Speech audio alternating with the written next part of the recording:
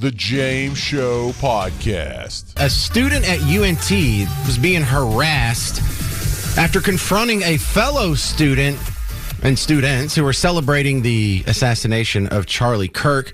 I've been following her story through the Texas Scorecard and Dallas Express and Current Revolt and all the other the new media around town keeping track of it. And you're going to meet her now. Mary Catherine Hallmark. Welcome to the James Show, and thanks for being brave enough to share your story. Hi, thank you for giving me the opportunity to talk about my story.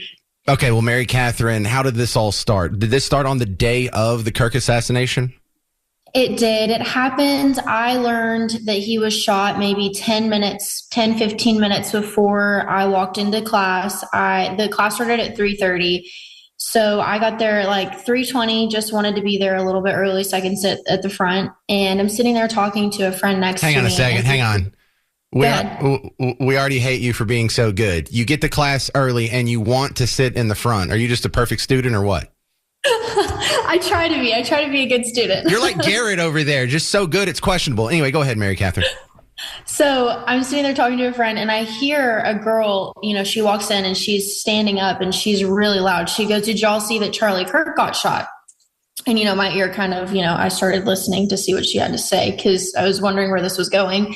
And one student was like, "Yeah, I know. Yeah, I saw that." And another student was like, "No, who is Charlie Kirk?" So she turned around and she just starts going off. She's like, "He's a racist. He's a bigot. He is against, trans. He says F abortions." I mean, she's just going off. And she's like, I hope that he does die and that his kids get to grow up without a father. And I hope his wife, has to live with this. And I wish that they would go for Donald Trump next. And so that's when I'm like, oh my gosh. So it gets worse. She says, "Do y'all want to see the video of him getting assassinated?" And that's when she pulls out her phone and pulls up the video of him getting shot. Wow, is this the least charming girl in Texas? This is some real ghoulish stuff. Anyway, go ahead. It is. And she starts, passing the phone around, and you can see in the video that, she's very excited to show this video to these students. And I just don't understand how we've come to this point where we think that showing a video of someone getting shot is like enjoyable. I mean, I guess that's if you want to do that on your own time, but especially not in a classroom setting with people, that some people don't want to see that video. I mean, I think I was the only one in that classroom. Well, I was the only one in the classroom, but they didn't want to see it. And I turned around and that's when I was like, "So why are we cheering?" Because she was just so excited that he had been shot. And at this point we hadn't known that he was going to die, moving forward. But, I stood up and I was like, "Why are we doing this?" And it's funny because all of the people that have, been in my life, watching me grow up, they're just shocked that I said something because I'm normally the person that just, bites their tongue and, I stay under the radar. I don't like getting out of my comfort zone. And this was definitely out of my comfort zone, especially when it's one student against a whole classroom, which was probably around 100 kids. And they all just start yelling at me. And then the professor, instead of, trying to intervene or do something, useful, he walks over to me, not to the student that's doing god awful things. The snuff film, celebrating a snuff film, right? Right. He walks over to me and he says, "Why don't you take this outside?" And then smirks and then giggles. And so in that moment, I'm like, what do I do? This is I've never been in this position before, especially, with everything that was going on. And then I have a professor telling me, basically get out and take, just leave. So I sat there for a second and I was like, I either sit in a classroom where I am, my safety is I was very concerned for my safety because, I have a whole classroom and now a professor against me. So that's when I got my bag and left. Well, and let me distill this into a sentence, right? You have a right to feel nervous because you are sharing a room with a woman who is celebrating the death of someone who shares your political opinions. Correct. Right. So that seems like you have a pretty reasonable complaint here. So now let's go ahead and can we skip forward and go to the administration? Absolutely. So I called my mom and I was like, I don't know what to do. All I know is I'm heading straight to the dean of students because I'm very upset, that I had to leave the classroom, and that class, he takes attendance for a grade. So I was going to get, points deducted, and I wasn't okay with that. So I went to the dean of students, and basically they were like, the associate, the dean of students was actually out of office. I think she was on vacation. The assistant came up to me and she was just like, there's really nothing that we can do for you. I can get the chair of psych's number and email, and you can email him about this. So they ran me out. And at that point, I did find out that he had passed away. And so I was very, very, very upset, very upset. So I have this sticky note and I have these tissues and I commute. So I was like, I want to take care of this, today while I'm here, because this is just absolutely unacceptable. And I make my way over to the chair of psych, and I walk in, and, no one's sitting at the front desk. So I ring the bell, and there's this lady that comes up and she's like, hey, how can I help you? And I was like, I need to speak to the dean of, chair of psych, Donald Daughtry. And she was like, can I ask why? And I was like, well, obviously I'm holding tissues and I'm crying and I have a sticky note. Like, I'm obviously not in the best place. So you can tell that I'm not in the best place. And she just kept pressuring me. She was like, well, why are you here? And I was like, I was just sent by the dean of students. I need to talk to him. It's important. She was like, but what happened? And I was like, an incident happened in class. She was like, I'm going to go see if he can help. So she comes back, she leaves, comes back, and she's like, he has about 7 minutes before he has to leave. So you might want to, and she kind of like looked at her wrist and then looked back at me and then showed me the way. So I was, basically being told I need to hurry up so he can leave. So I get in there and he starts, asking questions, and I tell him everything. He was like, well, it's up to the professor if he wants to excuse your absence since you left class. And I'm like, well, he basically told me to get out of the class, and he didn't help my situation at all. And he was like, well, I can have the professor send out a little friendly reminder to the class, that is just, we need to leave that outside of the classroom. Just being very, I don't know what the word for it would be. Very, this is no big deal. Why are you making it a big deal? Nonchalant almost. Listen, we're talking with Mary Catherine Hallmark. Let's pick it up from there. So at this point, the school isn't doing anything for me. So I had a friend say, hey, the best way to get attention is on this story is to post a video on TikTok, just get your story out there. And I wasn't really thinking that it was going to go anywhere, but it did. I think I have like 15 million views on X, and I have over 1.5 million views on TikTok. I have thousands of people messaging me, my story, the story is starting to pick up and, getting some media attention. And we are just trying to get the story out there because, the school is failing. And we sent multiple emails to the president, to the dean of students, expressing my concern, because this was on Wednesday and I go back to class on Monday with this class because it's just a Monday, Wednesday class, and I was just saying, I don't feel safe going to class on Monday. Like, we've got to do something, and at this point, the threats started rolling in from students on campus. So it was just not, my safety was a very big concern of mine and my family's.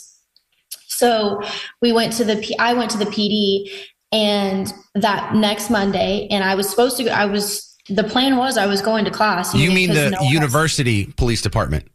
Correct. Okay. And, because the university hasn't done anything. And so I was just going to go to class and, pray that nothing happened. But that Monday, I go to the police department and he's like asking questions, just like what's going on. And I tell him everything. And I was like, at this point, I'm getting very concerned. And he was like, well, I'm going to reach out to the dean of students and see if maybe we can give you a week or two off, just online to let things die down. And I was like, that actually sounds, great, considering y'all have done nothing for me so far.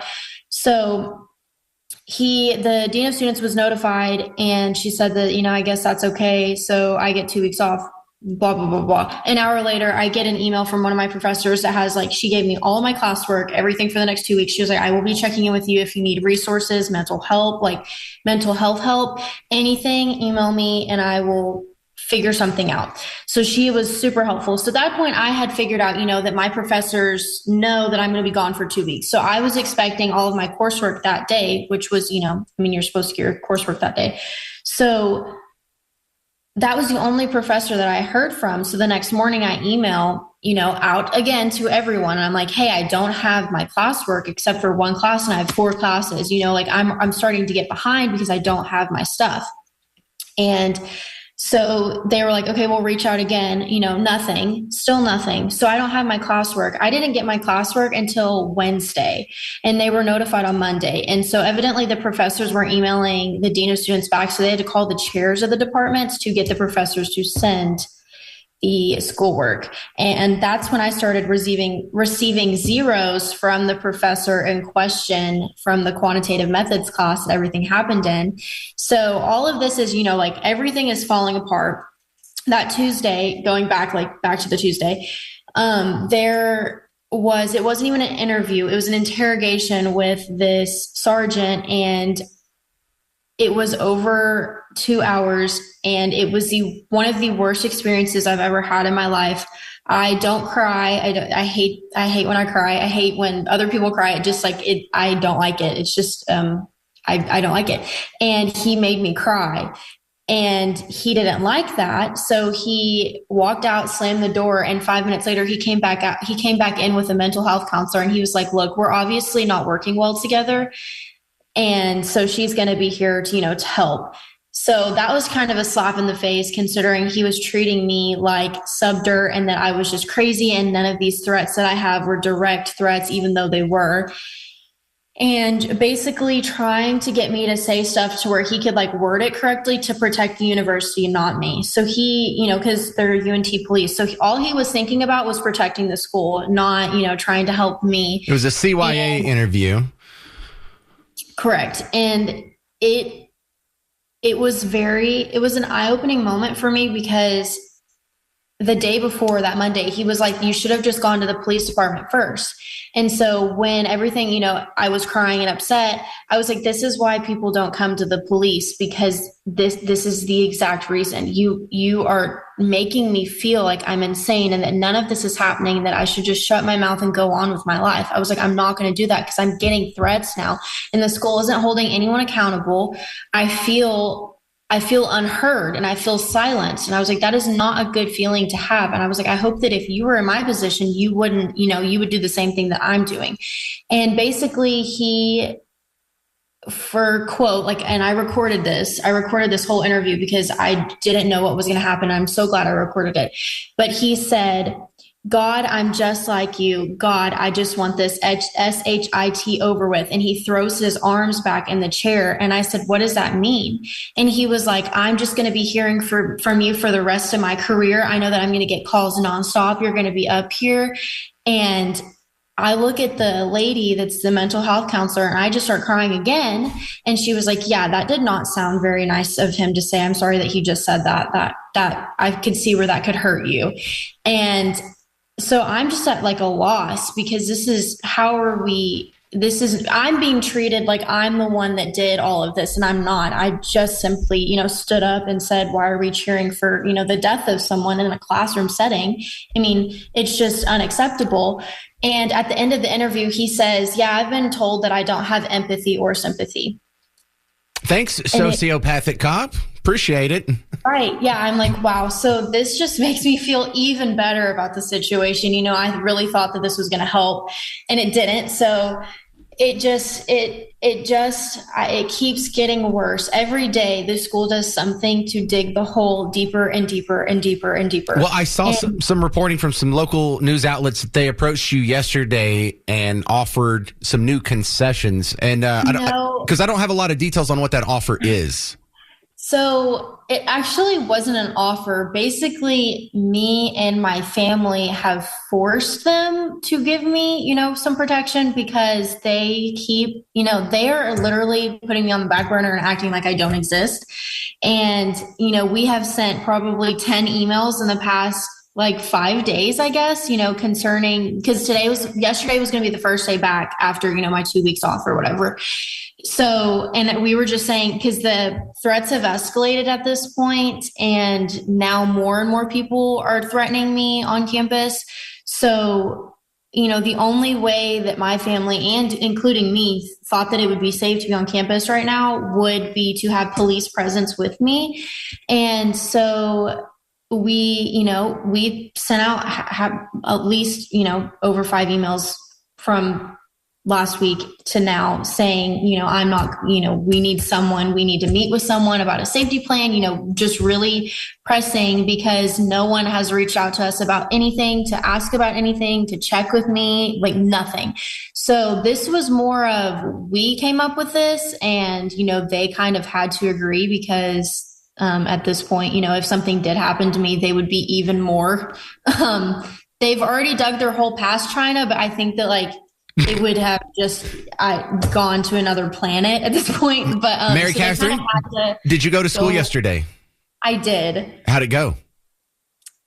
I definitely have had some laughs at, people will scowl at me, stare at me, laugh, mutter something under their breath, just that kind of stuff. I haven't had someone, come up to me and truly say something. They're just, I was expecting it, but it has helped, me feel safer having someone, take me from point A to point B back to my car. You know what I mean? Yeah, but Mary Catherine, record some of this and hand it off to me. I'll put these ghouls on blast and enjoy doing it. That would be fun. Tell me about this professor. This was a quantitative analysis methods class. So he's doing statistics? Yes. What could be so political about a statistics professor?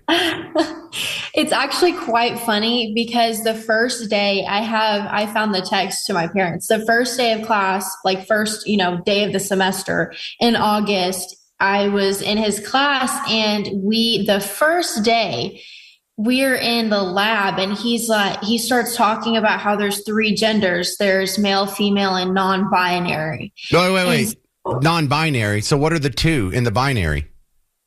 I don't know. Would that be male and female? Yeah. It was male, female, non-binary, and then he said something else, and I don't remember what it was. But I texted my parents, and I was like, "Oh, great, first day, and we're already talking about how there's 3 different genders." And, not thinking that something like this would happen, to where I could go back and be like, "Oh my gosh," because I wasn't going to say anything. I don't say stuff. And so it's funny seeing all this unfold, because now I have the knowledge that, he believes that there are 3 genders, and he's teaching this in a science class that has nothing to do with genders. So, he's talking about that from the past few weeks, and then he pulls what he did in the class, and it was just kind of eye-opening to see. It's very obvious where he stands, and it's not. Oh, sure. Me. All right. Well, tell me, I've got some feedback. Can I run it by you real quick? Absolutely. All right. If you're just joining us, we're talking with Mary Catherine Hallmark. She's a UNT student who's being harassed for standing up to people mocking the death of Charlie Kirk on campus. Tammy says on Facebook that you need to take your tuition dollars elsewhere. That's the only thing schools really care about. At what point do you leave? I wish that I could leave, but honestly, I have multiple things about this. 1, I'm not going to give them the satisfaction of bullying me off the campus. I'm going to stand firm in what I believe in and what I stood up for. 2, I have made a ton of good friends in the Turning Point Chapter USA at UNT. And I have been told that I'm giving people voices on this campus that are too afraid to speak up, or scared that something's going to happen to them or be put in my situation. So at this point, I'm not going to back down, and I'm not going to back away from everything that I've done, to stand up for what is right, because so many students are coming forward and joining our chapter and saying, thank you so much for giving me a voice. Thank you for everything that you're doing. So I feel like I'm bringing more good to the campus. And so now it's making me not want to leave. And I wish that I could, I wouldn't be giving money to UNT, but at the same time, I am giving students a voice on campus, and I feel like I am making a fair change on campus. So That's a pretty solid answer. All right, I have another message for you from a guy named Brock. He's also on Facebook. He says, hey, I sent Mary Catherine a private message on Facebook last week to show support. She hasn't seen it yet. Please let her know I support her and I'm willing to take a stand with her. Enough is enough. Have you been getting a lot of feedback on social media? A little swamped over there? I have. And I feel so bad for the people, like I have so much going on in my phone that I've never had this before. So I don't know how to get back to every single person, but I do want to say thank you for the support. And I'm sorry that I haven't been able to, reach back out. I will try to get around to that. But yes, thank you to everyone for their support. It means a lot. Well, Mary Catherine, thank you for, number one, being brave enough to stand up, and then number two, being brave enough to continue the story, and number three, being brave enough to just put yourself out for 3 segments in a row in the public discourse like this. Good luck with your situation. I don't know what you should do. I kind of like the idea of sticking around and fighting it out, but I also kind of like the idea of going somewhere where you're appreciated. So if anything else happens, keep us updated. We'd love to get an update. Thank you very much. Thank you so much. All right, this is Mary Catherine Hallmark, UNT student, for now. Now, a couple of quick feedbacks. My mom actually texted in, and Mary Catherine, she said you need to reach out to Christian universities in the Dallas area, but also had a similar feedback from, who was that, Tammy? That said you should go to Texas Tech. No, that wasn't Tammy. Who said that? Yeah, you need to go to Texas Tech. They just made the news for Amy said this. They just made national news for demanding faculty only recognize 2 genders. So thank you, Amy, for that suggestion. Now the guy that was on hold hung up. Well, I was going to go to a call. So if you have any advice, because I really didn't know what to tell her. I've never been in that situation. You and I haven't seen that a lot. But I can see the split here. Does she stay and continue giving her time and resources to this university that clearly doesn't want her there, or does she go somewhere she's wanted? Because, maybe you stay and fight and transform the culture on the campus with your Turning Point chapter, or maybe you just go to some other college and you get heck there too. Yeah, I don't know. It's not so easy. The James Show Podcast.